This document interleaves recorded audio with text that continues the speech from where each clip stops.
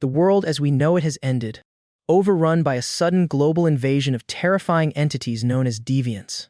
Survivors are assigned to safe houses, where letting a deviant inside means an instant game over. Conversely, letting a real human in rewards you with gold coins to upgrade your defenses. Our protagonist, Fu Chang, is holed up in a flimsy safe house, trying to figure out his next move. Suddenly, a cold, mechanical voice echoes in his mind, activating a survival system. He's given the first clue to identifying these monsters. Deviants have bluish, abnormally sharp fingernails. The system also issues a mandatory quest. He must shelter at least one human tonight, or face elimination. Luckily, a starter pack arrives, equipping him with a fully loaded assault rifle and basic supplies. With a weapon in hand, his confidence surges, but his current safe house is dangerously fragile. The wooden door and unbarred windows won't hold back a determined attack for long. As night falls, the first visitor arrives, desperately pleading for sanctuary. It's a young woman, terrified and begging for her life against the horrors outside. Fu Chang stays cautious, ordering her to slide her hand under the door for inspection. Her nails are normal, smooth and pink, so she passes the test. He lets her in, and the girl, Shu Qingren, collapses in tears, grateful to be alive. She tells him the outside world is pure chaos, under a bizarre, blood-red moon. She was separated from her roommate, Fei Fei, who is now banging on the door. Qingren begs him to let her friend in, but Fu Chang remains coldly pragmatic. He demands the new arrival slide her hand under the door, just like before. The nails are sharp, unnatural, and distinctly bluish, the exact traits of a deviant. Realizing she's been caught, the creature reveals its true, horrifying form. It attacks the door, tearing through the flimsy wood with terrifying strength. But the monster's level is too low, and it fails to break through before being repelled. The first night ends, and the system rewards him with 100 gold coins for successfully sheltering a human. He immediately spends it to upgrade his battered door, replacing it with solid steel. The next evening, Fu Chang checks the survival forum and learns a second trait from another survivor. Deviants have flawed memories regarding numbers and dates, failing simple recall tests. After Qingren brings him dinner, he lays down the law for her. She has to earn her keep by doing chores, as he won't support a freeloader. As darkness returns, the system broadcasts the third deviant trait. Their irises turn gray and misty under bright light. Another knock at the door breaks the silence. This time, it's an old man claiming to be exhausted. Fu Chang checks the old man's hands and uses a flashlight to check for the telltale gray mist in his eyes. To Qingren's relief, the eyes seem fine, and she hastily opens the door. But it's a trap. The old man's eyes glow a demonic red as he lunges forward. Fu Chang doesn't hesitate, unleashing a hail of bullets and blowing the creature away. He furiously berates Qingren for her naive mistake. He warns her that her soft heart will doom them both. If she can't adapt to the apocalypse, he'll throw her out to fend for herself.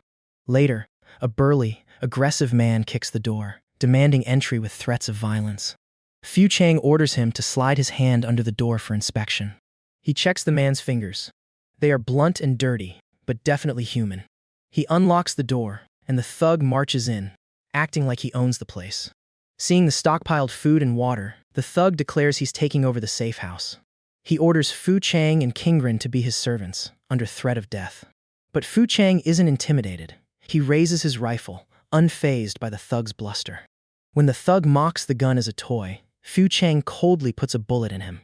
The man falls dead, proving that in this ruthless world, humans can be just as deadly as monsters. That night, as Fu Chang sleeps, a terrifyingly powerful deviant silently bypasses the steel door. This pale, sophisticated monster mocks the human defenses, revealing he can come and go as he pleases. He spares Fu Chang for now, promising to return when the house is more crowded. The encounter leaves Fu Chang sweating, realizing how outmatched they truly are. The next day, a new anti-deviant faction announces another clue. They reveal that deviants have red, swollen eyes. That night, an older man and a young girl arrive, desperately seeking shelter. Fu Chang scrutinizes them and notices the girl's eyes are a chilling, unnatural red. He immediately recognizes the danger and refuses to let them in, aiming his rifle. The father pleads, claiming she was just crying, but Fu Chang remains unyielding, forcing them to leave. By the third morning, Fu Chang realizes staying locked up isn't a long-term solution. He reaches out to Zhao Kai, the survivor who shared the memory clue, proposing an alliance. They agree to meet at an abandoned shopping mall to scavenge for supplies. Leaving Qingren behind, Fu Chang arms himself and steps out into the mist-shrouded ruins. He cautiously navigates the eerie, silent streets, hyper-aware of any potential ambush. Near the mall, he spots a rugged survivor and confirms it's his new ally, Zhao Kai. The two men venture into the desolate commercial center, weapons raised and ready. They stumble upon a grim scene. A female survivor lying dead, her stockpile of food and water untouched. Fu Chang realizes with dread that this was the work of the pale, teleporting deviant. Suddenly, the pale deviant materializes before them, exuding an aura of pure menace. He announces a chilling update. Because survivors are fighting back, deviants will now actively attack the safe houses. As the dust settles from their last standoff, Zhao Kai notices Fu Chang freeze up. A dead giveaway, he's checking his system interface. They don't have time to linger, quickly packing up the room's supplies before planning a run to the supermarket. But as they step into the dark corridor, their flashlights reveal a massive horde of deviants waiting for them. The two men immediately break into a sprint, realizing the hallways are completely overrun. They burst out of the building, only to find the courtyard swarming with monsters breaking through the barricades. Chased onto the desolate streets, a massive wave of infected pours out of the building right behind them. Fu Chang curses his lack of stamina, realizing his college student physique is barely keeping him ahead of the ravenous pack. Just as they are about to be overwhelmed, a lifeline appears. A rope drops from a nearby window. Two girls from the safe house frantically pull them up, warning that the monsters have already infiltrated the stairwells. Dangling halfway up the building, Fu Chang can't help but laugh, flipping off the frustrated horde below. Once safely inside, he demands to know why the girls pulled him up in such a panic, learning that someone is actively trying to break into their room. Fu Chang immediately checks the corridor, finding an axe smashing through the door he just spent precious gold upgrading. Furious at the damage to his property, he doesn't hesitate to blast the intruders through the splintered wood. Exhausted from the ordeal, Fu Chang leaves the girls to guard the door and retreats to check his daily system rewards. The payout is substantial for sheltering survivors, granting him a massive influx of gold and a rare upgrade card. Knowing the attacks will only get fiercer, he browses the store for automated defenses to fortify his position. Most turrets are too expensive or require too much space, forcing him to look for more practical options. He settles on a simple arrow tower, sacrificing some materials from his inventory to afford the hefty price tag. With his remaining funds, he upgrades the safe house's entryways, replacing the damaged wood with thick, reinforced metal. He proudly shows off the impenetrable door to the girls, declaring that he will no longer have to risk his life physically checking every visitor. Moments later, the system chimes, announcing that the safe house has reached level 3, expanding its capacity. The girls are thrilled, but the celebration is cut short when a chilling face appears on the door's monitor. The pale, high-level deviant has returned to inspect the premises, asking if Fu Chang is harboring more than 2 survivors. Smiling sadistically, the creature promises to return in 2 days and demands that at least 4 survivors be present for his next visit. The girls are paralyzed with fear, but Fu Chang deduces that the pale man is acting as an inspector, enforcing the system's brutal shelter quotas. If they fail to meet the requirements, they will be eliminated without hesitation.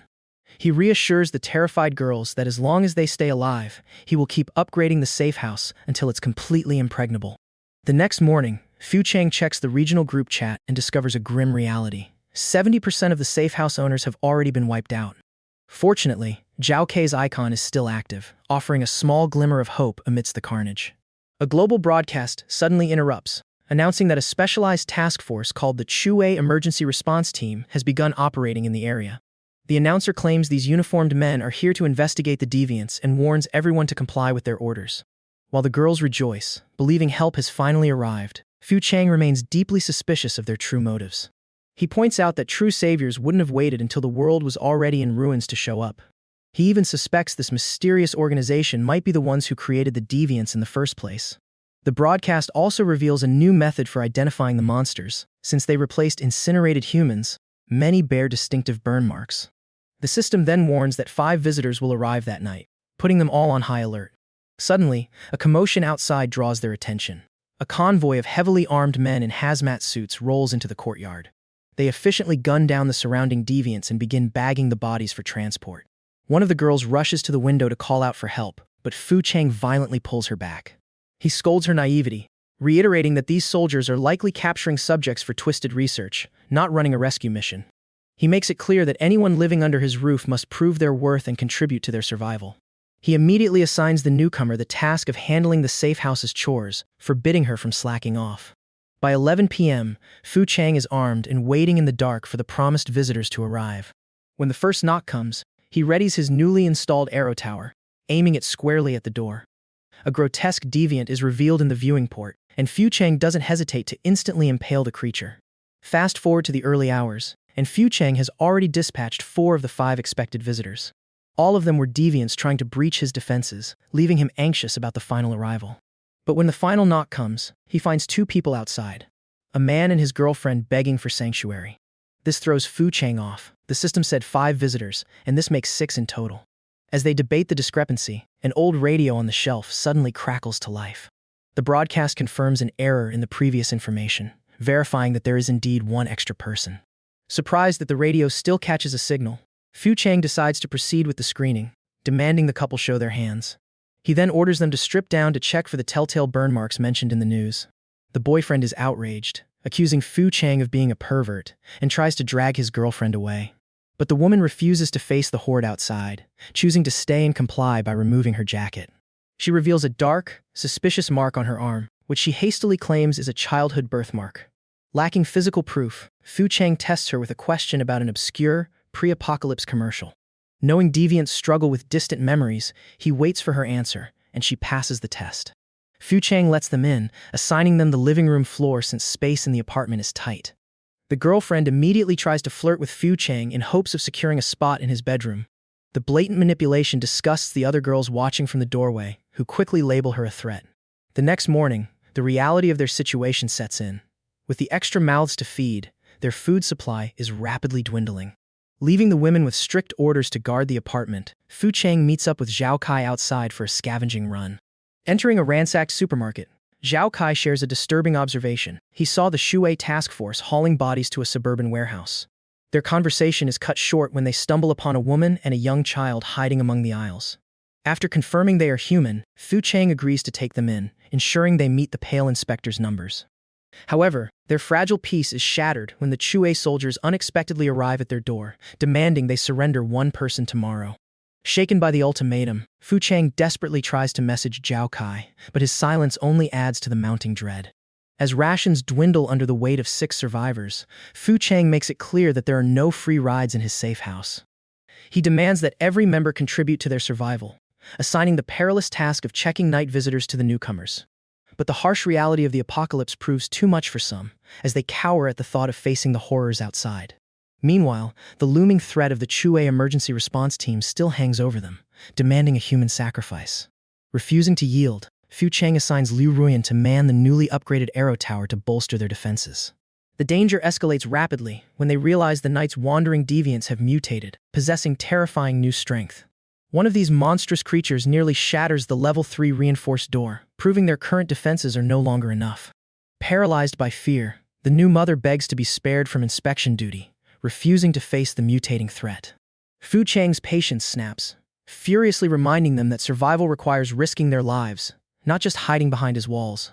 Fortunately, surviving the night triggers a system settlement, rewarding Fu Chang with a hefty sum of gold coins.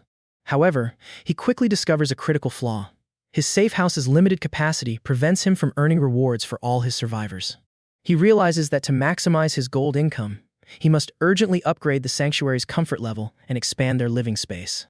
Opening up the newly generated bedrooms, the group faces a tense standoff over who gets to sleep where. Seeking to secure her place, Liu Ruyan proves her worth by mastering the arrow tower, desperate to avoid being traded away.